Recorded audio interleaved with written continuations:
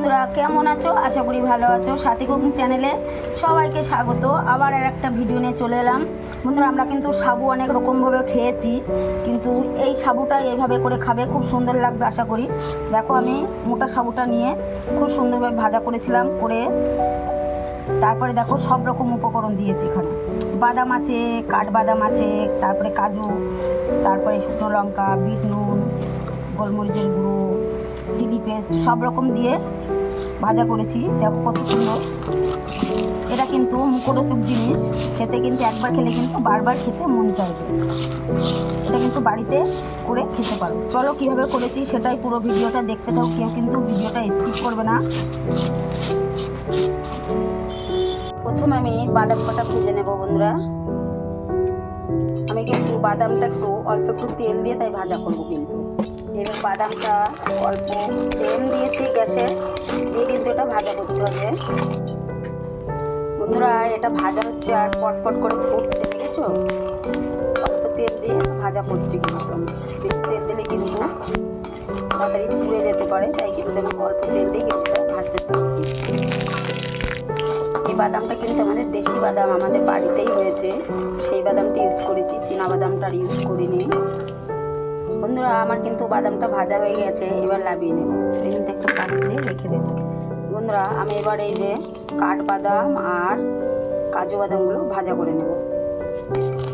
এটাও একটু হালকা লাল করে ভেজে নেব বন্ধুরা। এটা কিন্তু আমার ভাজা হয়ে গেছে, এবার আমি নামিয়ে নেব।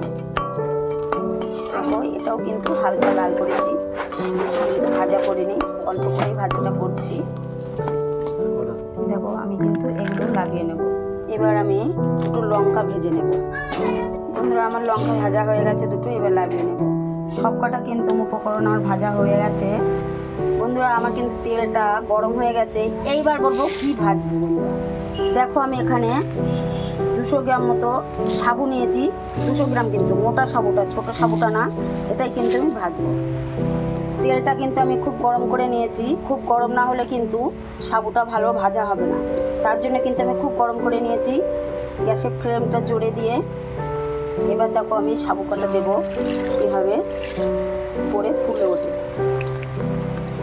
দেখেছো বন্ধুরা কেমন ফুলছে? দেখো সাবু কটা কেমন ফুটে ফুলে উঠছে। আমি কিন্তু একদম লাল করব না, লাল করলে কিন্তু খুব একটা ভালো লাগবে না, আমি কিন্তু একটু সাদা সাদা থাকতেই তুলে নেব। দেখো আমার কিন্তু ভাজা হয়ে গেছে, দেখো কত সুন্দর হয়েছে।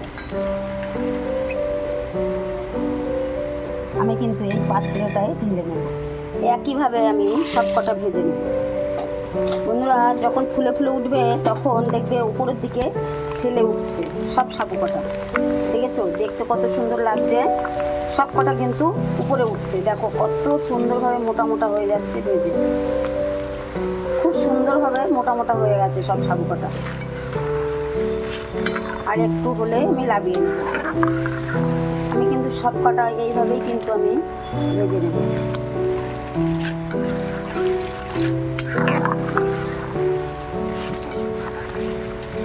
বন্ধুরা। এ কটা কিন্তু আমার হয়ে গেছে, এইবার আমি এ কটা সব কটা লাগিয়ে নেব। এবার অবশিষ্ট যে কটা ছিল সে কটা আমি একইভাবে ভেজে নিচ্ছি। দেখো বন্ধুরা কত সুন্দর ফুলেছে আর মোটা মোটা হয়েছে বন্ধুরা। দেখো কেমন আওয়াজ হচ্ছে, দেখেছো? এত ভাজা হয়েছে মচমচে করে, কত সুন্দর হয়েছে। আমি একটা দেখো, এই দেখো গুঁড়ো হয়ে যাচ্ছে একদম, গুঁড়ো।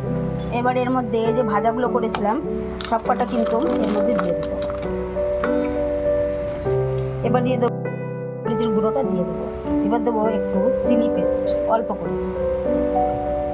এবার দিয়ে দেবো বিট লবণ বন্ধুরা। আমি এবার যেতে ভালো করে মিক্স করে নেব। এটা কিন্তু খেতে খুব সুন্দর লাগে। বাড়িতে বন্ধুরা এভাবে বানিয়ে খেয়ে দেখবেন, খুব ভালো লাগবে। আর কে কোথা থেকে আমার ভিডিওটা দেখছো অবশ্যই কমেন্ট করবে। আর নতুন যারা বন্ধুরা আছো অবশ্যই চ্যানেলটিকে সাবস্ক্রাইব করে বেল আইকনটা প্রেস করে দেবে। আবার নতুন নতুন ভিডিও দেখার জন্য অবশ্যই কমেন্ট করবে।